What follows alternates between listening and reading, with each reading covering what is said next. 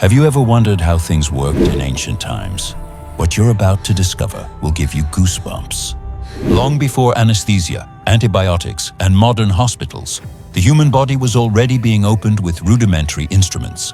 There were no painkillers. There were no sedatives. Pain was faced consciously and awake. Every operation was a battle between life and death. In the ancient world, a simple wound could become a death sentence. Infection, blood loss, and lack of knowledge claimed lives daily. Yet people continued to practice surgery, cauterization, and other extreme procedures to survive. But here's the shocking part. While many civilizations blended medicine with magic, sorcery, and rituals, the Bible records health and medical principles that were surprisingly advanced for its time. Instructions that protected life when science didn't yet exist. Today we're going to perform biblical surgery without anesthesia. We're going to open ancient texts without softening them. We're going to show what almost no one explains. Let's begin to scrutinize.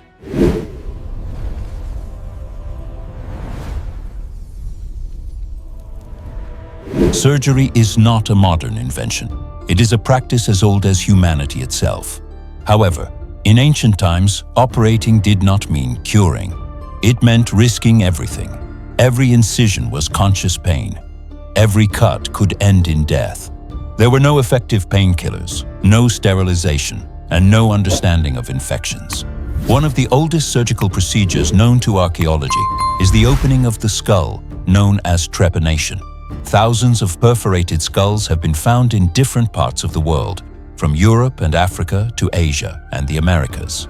These are not isolated cases. It was a common practice for thousands of years. In many ancient cultures, seizures, mental disorders, severe headaches, or behavioral changes were believed to be caused by evil spirits trapped inside the skull. The solution was not to treat the brain, but to open an exit. Using sharp stones, obsidian knives, or rudimentary metal tools, they would slowly drill into the skull while the person remained conscious. There was no anesthesia. The patient was held down by several people. The pain was extreme. Many died from hemorrhage, shock, or infection. However, some survived. The skeletal remains show clear signs of regeneration, proving that these people lived for years after the procedure. In ancient Egypt, surgery reached a more organized level, but it remained brutal. The Egyptians had a deep understanding of the human body thanks to mummification. They could identify organs, bones, and tissues.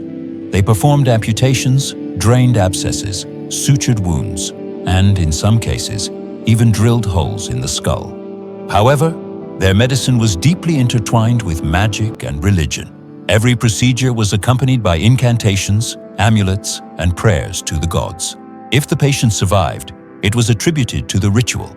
If they died, it was attributed to divine will. There was no real concept of surgical hygiene or infection control. In Mesopotamia, surgery was regulated by harsh laws. The Code of Hammurabi established extreme punishments for physicians. If a surgeon caused the death of a noble patient during an operation, his hands were cut off.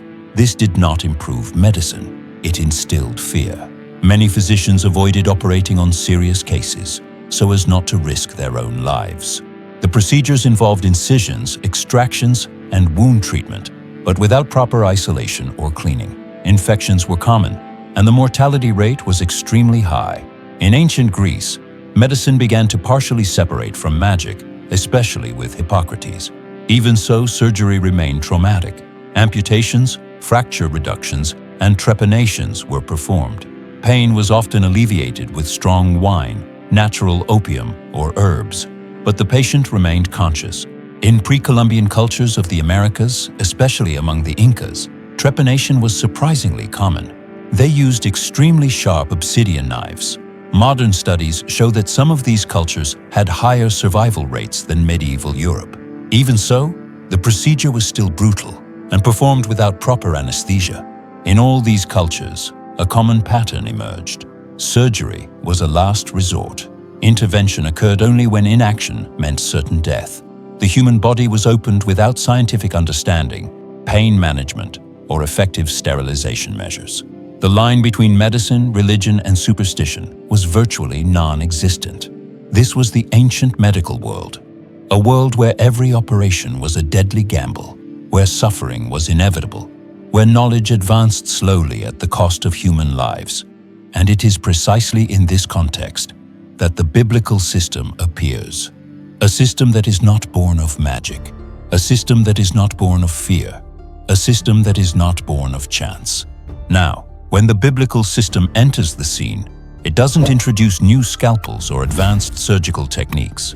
It introduces something much more profound for the ancient world, a comprehensive system of prevention, health control, and management of the human body, completely separate from magic and superstition. The Bible doesn't present professional doctors or hospitals. It presents laws, and that detail is crucial. While ancient civilizations reacted to disease when it was already advanced, the biblical system anticipated the problem. It didn't seek to intervene late. It sought to prevent its spread. The value of human life is the starting point. That is why the instructions are not given to sorcerers or fortune tellers, but to responsible leaders. Leviticus chapters 13 and 14 describe a detailed protocol for examining skin conditions. The text instructs that the color, depth of the lesion, and its evolution over time be observed. Leviticus chapter 13, verses 1 through 5, establishes periods of isolation and reassessment, something non-existent in other ancient cultures. Dr. Paul Brand, an orthopedic surgeon and leprosy specialist, pointed out that the biblical descriptions of these diseases are not religious rituals, but rather remarkably accurate clinical observations for their time. Brand stated that the isolation described in Leviticus would have drastically reduced the transmission of infectious diseases centuries before science understood microorganisms. Isolation was not punishment, it was prevention. Leviticus chapter 13, verse 46, commands that the affected person remain separated until recovery. In contrast, in Egypt and Mesopotamia, the sick participated in collective rituals, which accelerated epidemics. Personal hygiene also played a central role. Leviticus chapter 11, verse 32, and Leviticus chapter 15 describe washing with water after contact with bodily fluids. In an era when other cultures used blood in rituals, Israel was required to wash and wait before rejoining the community. The physician and epidemiologist Howard Atwood Kelly, one of the founders of Johns Hopkins Hospital, stated that Mosaic sanitary laws surpassed any other ancient system in practical wisdom, and that had they been applied widely, they would have prevented countless epidemics in human history. Even the handling of human waste was regulated. Deuteronomy chapter 23, verses 12 and 13, commands that excrement be deposited outside the camp and covered. This basic sanitation practice did not exist in most ancient cities, where waste accumulated in the streets. The physician Charles Winslow, a pioneer of modern public health, recognized that this mandate reflects fundamental principles of environmental hygiene. Circumcision is one of the most compelling examples of biblical surgery performed without anesthesia. Genesis chapter 17 and Leviticus chapter 12 state that it should be performed on the 8th day. Modern medicine recognizes that on that day, vitamin K and prothrombin levels reach an optimal point for clotting. The pediatrician Dr. Samuel Irvin McMillan, in his work None of These Diseases, highlighted that this instruction protected the child's life in a context without anesthesia or bleeding control. Contact with corpses was also regulated. Numbers, chapter 19, verses 11 through 22, commands temporary separation after touching a dead body. Today, medicine recognizes that decomposing corpses are a significant source of biological contamination. The Bible applied this principle thousands of years before the germ theory of disease. The Bible also does not separate faith from practical care. The parable of the Good Samaritan, recorded in Luke chapter 10, verses 34 and 35, describes the use of oil and wine to treat wounds before any spiritual act. The wine acted as a disinfectant and the oil as a tissue protectant. Dr. Luc Demaitre, a historian of medieval medicine, points out that these methods coincide with basic principles of wound treatment recognized centuries later. What makes the biblical system unique is not the absence of pain. Pain existed. Surgeries were traumatic. Wounds were severe. But collateral damage was minimized. Spread was controlled. The community was protected. While other cultures progressed slowly through trial and error, the biblical system appears complete from its inception. It does not evolve gradually. It presents itself as a coherent set of sanitary, hygienic, and medical instructions, functional for its historical context. And here arises the unsettling question: how could a people without microscopes, laboratories, and modern science apply principles that medicine would confirm thousands of years later? The answer lies not in human genius. It lies in the source of instruction.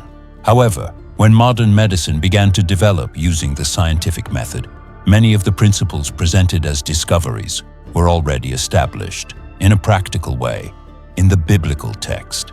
The difference is that science took centuries to understand the reason behind those practices.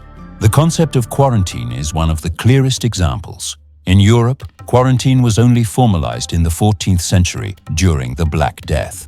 However, the Bible clearly establishes it thousands of years earlier. Leviticus chapters 13 and 14 mandate isolation, gradual observation, and reintegration only after confirmation of recovery. Medical historian Roy Porter from Cambridge University pointed out that the lack of effective isolation was one of the main causes of the massive spread of epidemics in medieval Europe. In the Middle Ages, hospitals were not centers of healing, but rather breeding grounds for contagion. The sick shared beds, utensils, and enclosed spaces. There was no systematic hand washing or waste management. The result was rampant mortality. In contrast, the biblical system prevented the accumulation of the sick and broke the chain of transmission from the outset. Washing with water after contact with bodily fluids, as commanded in Leviticus chapter 15, verses 5 through 13, was ignored by Western medicine for centuries. It wasn't until the 19th century that physician Ignaz Semmelweis demonstrated that hand-washing drastically reduced mortality in maternity wards. Despite the evidence, he was ridiculed by his colleagues. Today, he is considered one of the fathers of modern hygiene. The Bible had already established this principle thousands of years earlier. The handling of blood is another crucial point. Leviticus chapter 17 verse 11 declares that blood carries life and should be treated with extreme care. In ancient cultures, blood was used in religious rituals. Israel separated it from common use. Today, medicine recognizes that blood is a vector for the transmission of serious diseases. The physician and writer, Dr. Samuel Irvin McMillan, in his work None of These Diseases, stated that many of the Mosaic laws had a direct impact on the prevention of infectious diseases. Environmental sanitation was also directly addressed. Deuteronomy chapter 23 verses 12 and 13 commands that human waste be deposited outside the camp and covered. This basic principle of public health did not exist in most ancient cities. Public health pioneer Dr. Charles Edward Amory Winslow, founder of the Yale Department of Public Health, argued that waste control is one of the cornerstones of disease prevention, something that biblical law applied practically. Circumcision on the 8th day, as described in Genesis chapter 17 and Leviticus chapter 12, is one of the most frequently cited examples of biblical surgery performed without anesthesia. Modern medicine recognizes that this day coincides with optimal blood clotting levels. Pediatrician Dr. Charles Everett Koop, former Surgeon General of the United States, noted that this practice, when performed under controlled conditions, reduces medical risks when its context is properly understood. Even mandatory rest has profound medical implications. The Sabbath, commanded in Exodus chapter 20, verses 8 through 11, imposed a weekly pause in an agricultural and pastoral society. Cardiologist Dr. Richard Allen Swenson, author of Margin, stated that regular rest protects the body from chronic wear and tear and improves overall health. The biblical principle anticipated this concept thousands of years before stress medicine. It's important to clarify something. The Bible is not a modern medical manual. It doesn't explain bacteria, viruses, or cellular anatomy. But when it establishes laws related to the human body, it does so with a coherence that took science centuries to achieve. Biblical surgeries remained traumatic. The pain didn't disappear. Death wasn't avoided in every case. But unnecessary harm was reduced. The spread was controlled. The community was protected. The physician and missionary Dr. Paul Brand, renowned for his work with leprosy patients, asserted that biblical laws demonstrate a remarkable understanding of the nature of infectious diseases, even without formal scientific knowledge. According to Brand, this cannot be explained solely by accumulated human observation. And here is the inescapable conclusion. In a world dominated by superstition, magic, and fear, the Bible presented a healthcare system ahead of its time, not born of chance, not the product of cultural trial and error, but delivered as instruction. That doesn't prove the Bible is a book of modern science, but it does demonstrate that the God who reveals spiritual principles is the same God who has profound knowledge of the human body.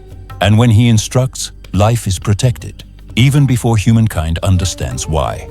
And so we come to the end of this video. But there's something that can't be overlooked. Today, surgeries are no longer like they were in the old days.